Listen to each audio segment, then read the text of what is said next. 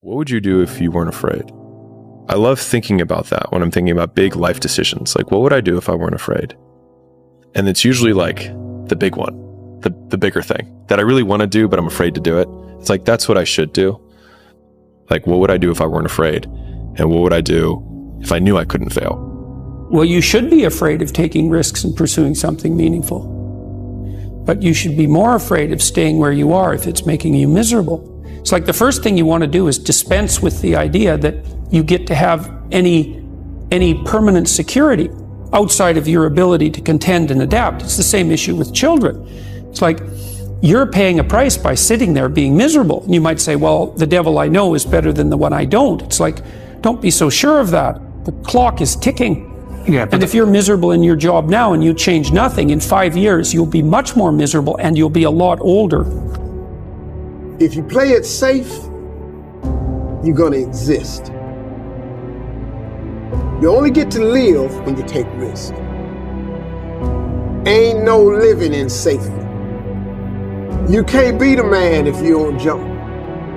You can't be top dog unless you fight the other dog. Ain't nobody finna give you the championship. You don't win the title without coming to the fight. You don't win the fight without training. Following your dreams is a lonely, solitary, scary, dangerous pursuit. You can't wait for somebody to think you can do it. And you gotta be willing to risk everything to become that seed of what you believe is in there. You gotta be fearless, you gotta be relentless. Risk used to drive me right up the wall. I used to say, what if this happens? It's called the language of the poor. What if this happens? And on top of that, if this was to happen, look at the fix I'd be in. I better not try. Then I'll tell you what changed my whole life when I finally discovered it's all risky. The minute you were born, it got risky.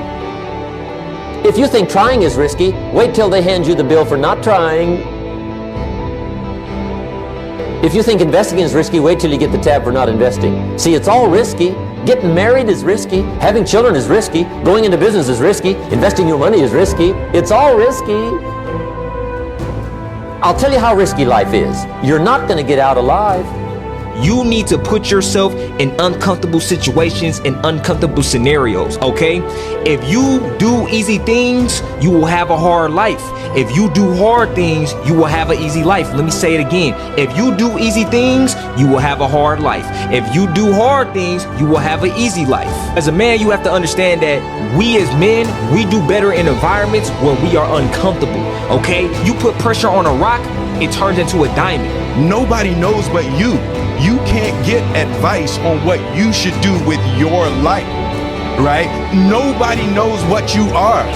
Like, even sometimes you don't really even know what you are. You gotta take your shot. As much as you want people to agree and you want the people around you to be supporting your dreams and all, it's not gonna be like that all the time. You gotta do it alone. And people will help you, and when you get the ball rolling, people will jump on. But if you don't believe, nobody else is gonna believe. So I wanted to project myself forward to age 80 and say, okay, now I'm looking back on my life. I want to have minimized the number of regrets I had. And you know, I knew that when I was 80, I was not going to regret having tried this. I was not going to regret having tried to participate in this thing called the internet that I thought was going to be a really big deal. I knew that if I failed, I wouldn't regret that. But I knew the one thing I might regret is not ever having tried. And I knew that that would haunt me every day. When I thought about it that way, it was an incredibly easy decision. You get older, you think about things. My estimate historically, 80% of the time it ends up in the can like Johnny Shack. No risk, no reward. Did I take enough risk? Did I put myself out there enough? You definitely didn't. What's that? You definitely did not. And here's how I know it. At least, again, one man's point of view. I'm not sure anybody is taking enough risk from 20 to 30. Yeah. It is the most interesting thing that I've been thinking about, which is it is never more practical to be disproportionately risky than from 22 to 30, yet everybody goes the other way because now they're the real world and it's time to prove something to their parents, to themselves, to everybody else, and everybody goes conservative. This next 5-year window is when you don't go practical and safe. This is not the time to get the job mom wanted you to. This is the time to realize that you have a 5-year window, and it's 3 for some, it's 8 for others, but this is a 5-year window for you to attack the life that you want to win. Don't ever let somebody tell you you can't do something. Not even me. You got a dream, you got to protect it. People can't do something themselves. They want to tell you you can't do it. You want something, go get it. Period.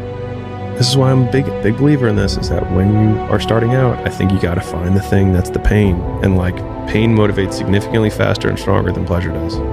Like, people are like, no, passion's the right way. It's like, point a gun at a family member, all of a sudden, 10 out of 10 motivation. Pain. And so like, I think people should use their pain more.